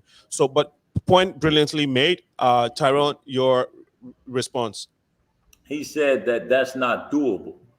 I also thought it wasn't doable to take millions of migrants and put them into black communities, disinvested communities. I thought that was rather undoable, but they did it. They did that to us. And then I thought it was kind of undoable to take taxpayers' dollars, COVID money, or wherever the money came from, to use it on non-citizens, as he say, illegals or those as the asylum seekers.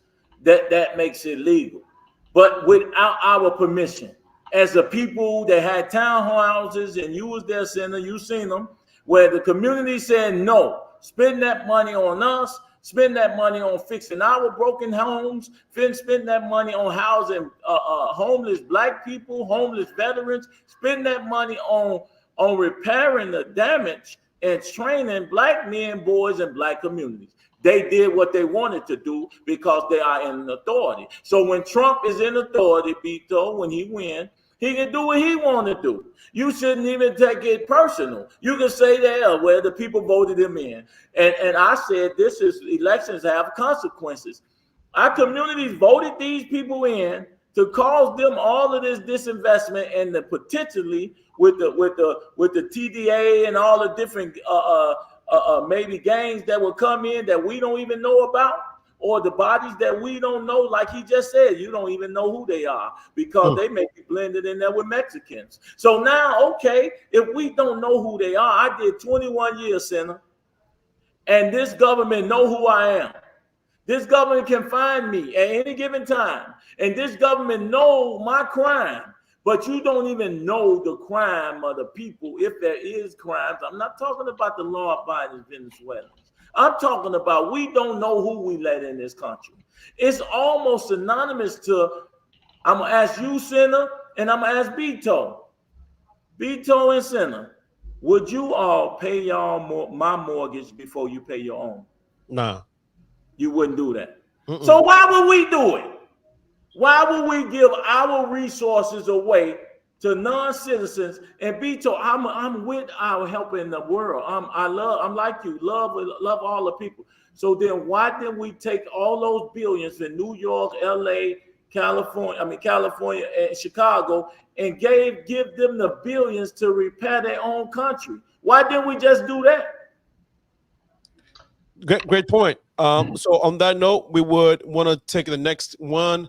So quick response here, Tyrone. Do you think this is going to hurt Kamala Harris and give advantage to your candidate, Trump?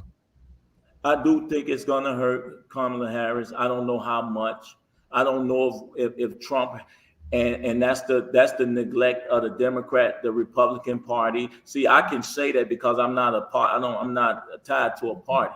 The racist bias and bigotry that is the Republican Party haven't been smart enough to capitalize on the disinvestment and the violence-led cities and the disinvestment of black communities. They haven't done enough to foster a sense of what Beto says, that you can't leave us out there. This is why we hook, line, and sinker go with the Democrat Party.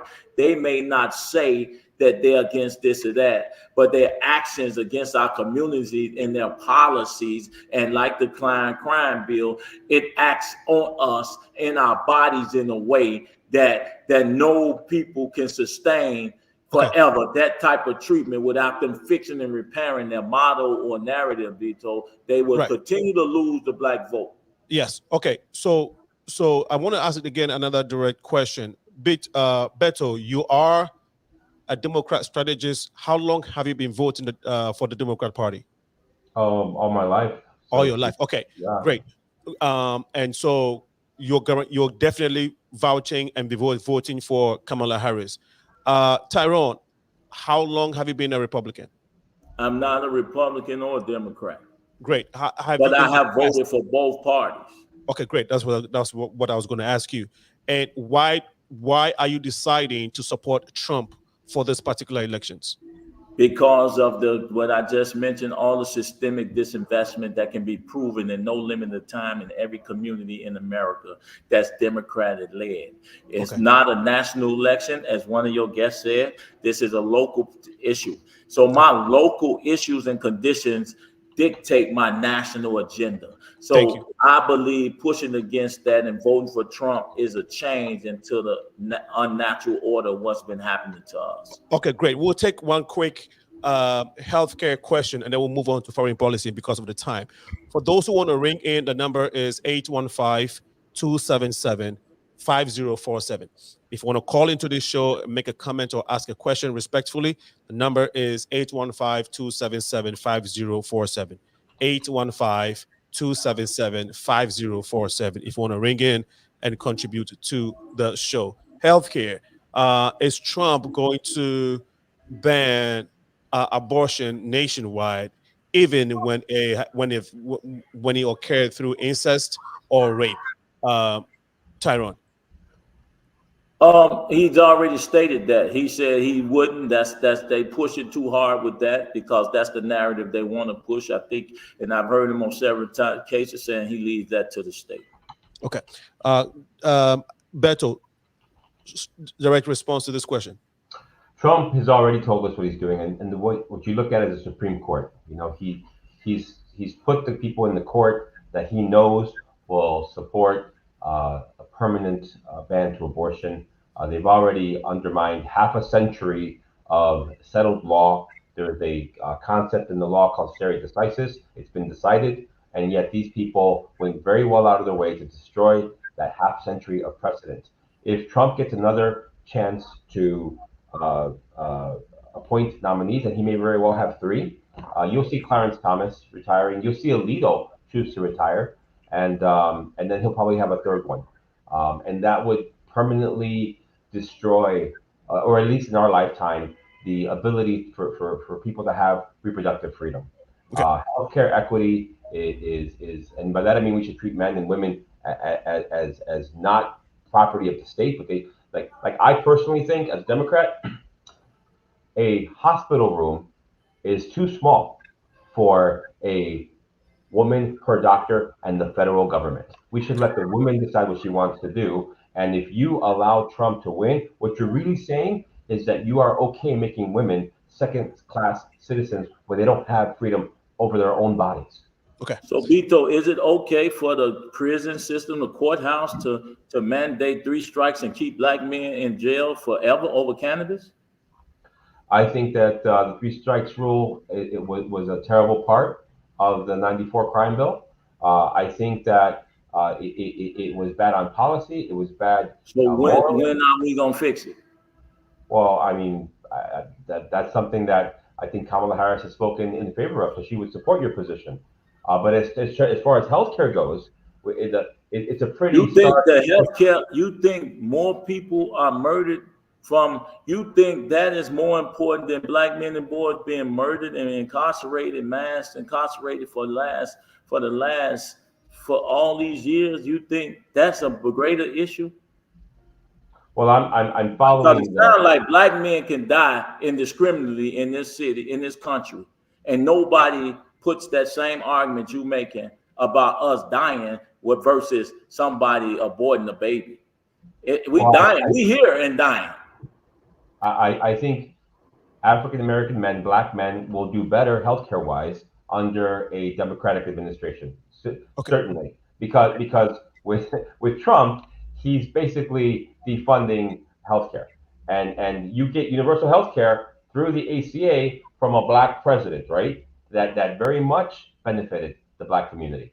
I don't Okay. see Trump out there pushing for Obamacare.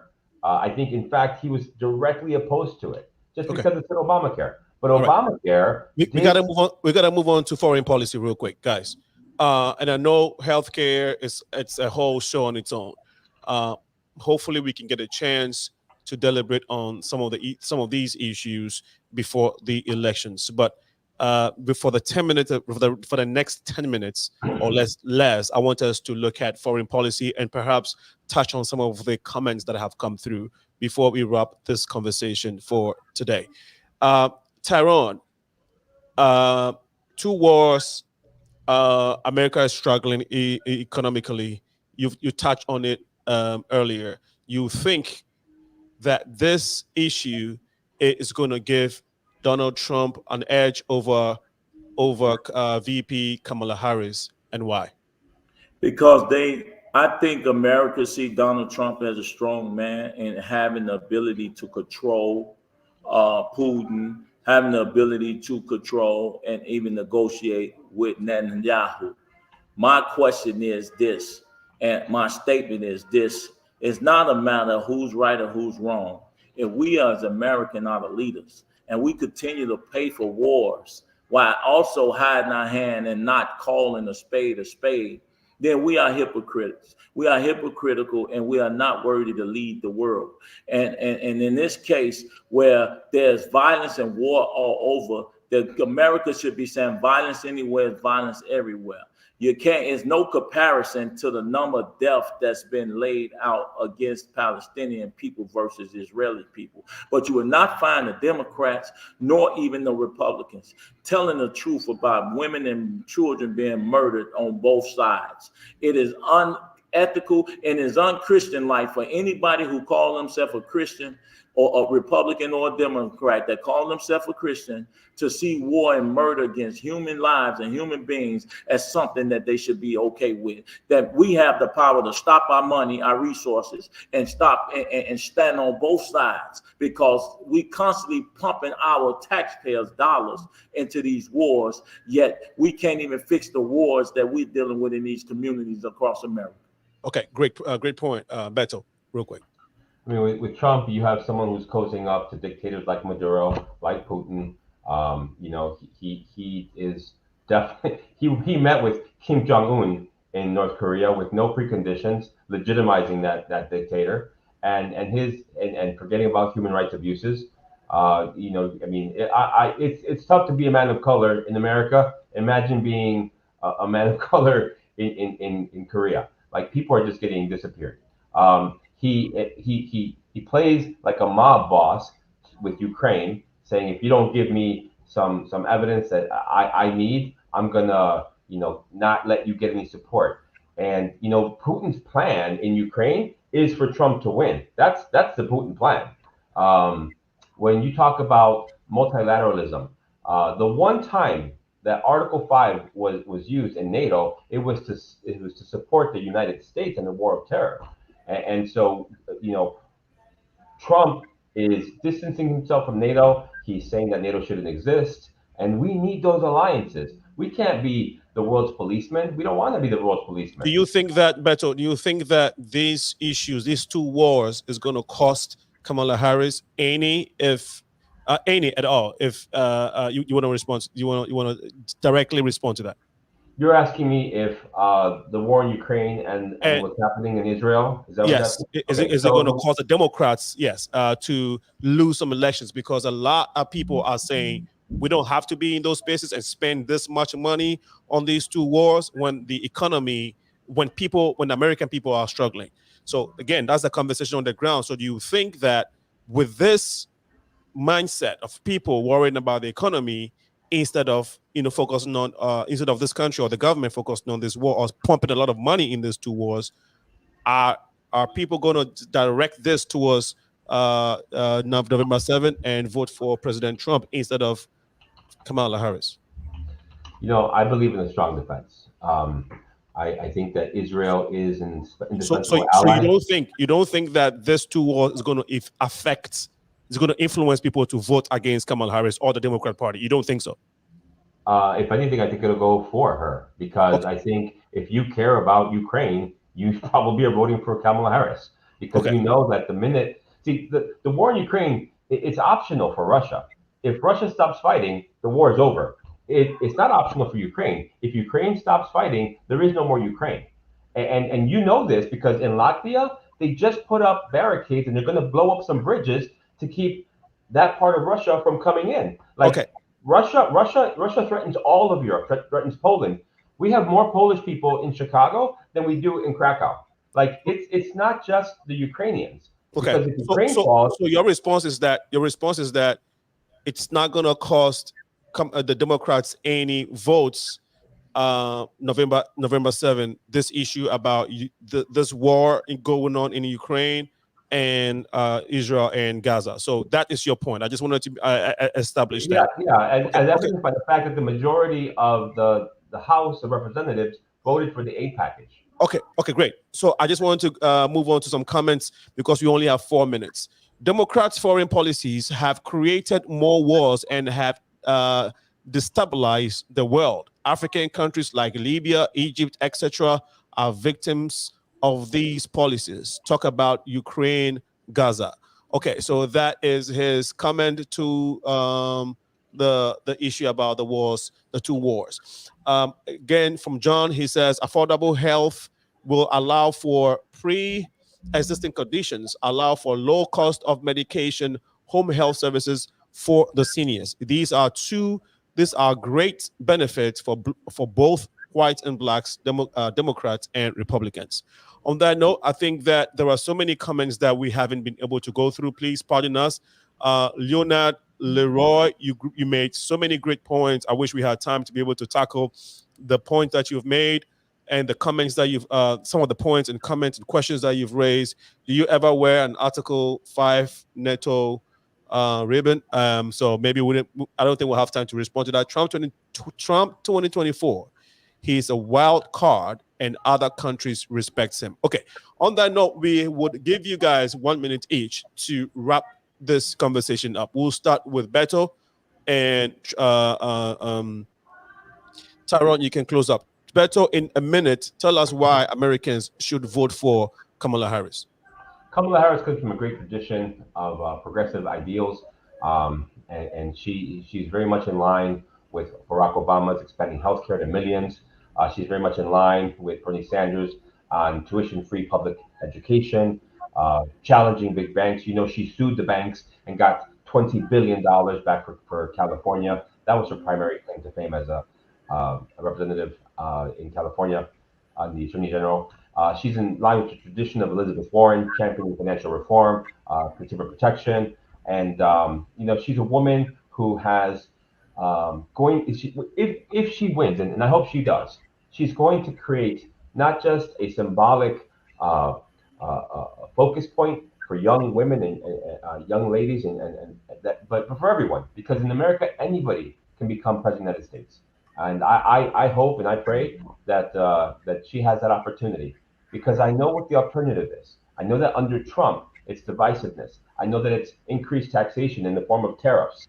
And I know that with Trump, it's a lot more of the U.S. essentially going alone, and we need our allies. So I would encourage people to please consider the Democratic Party, because it is a party of the future, not of the past. Thank you very much, Tyrone. I would contend that Trump around the world represents a strong America and a strong man, and someone who can actually fix the issues and damages that America has caused around the world. These current wars that we're in, Trump has the ability to be him on his own self, to have his own mindset around these issues. Trump is the person that I believe that even in the most disinvested communities in America, Black people can have a partner in negotiations. And under this current administration, I think America is becoming increasingly anti-family. America increasingly under the Democratic Party is promoting murder and killing of babies and abortions. And under this, not in how to protect yourself with over 61 birth controls, they're pushing abortion under Planned Parenthood. And under that, we're dealing with a country that has no answer for violence or the disinvestment of these communities that we're now under attack in our community. Yet we're talking about resources and money for wars when Americans need to be helped now. And I think Trump can do that. You think Trump can do that? That would be the end of our discussion this evening. Thank you so much for joining us. For those who have sent comments, we really appreciate you. Today, we attempted to look at the 2024 USA elections on November 7th. Make sure you vote. For those of you who have not voted yet, early voting now started. So please take advantage of that. If not, make sure you vote November 7th and choose a leader that would help America, not now, for the future, and also take its leadership, also lead, as we know that its leadership position is shaken right now.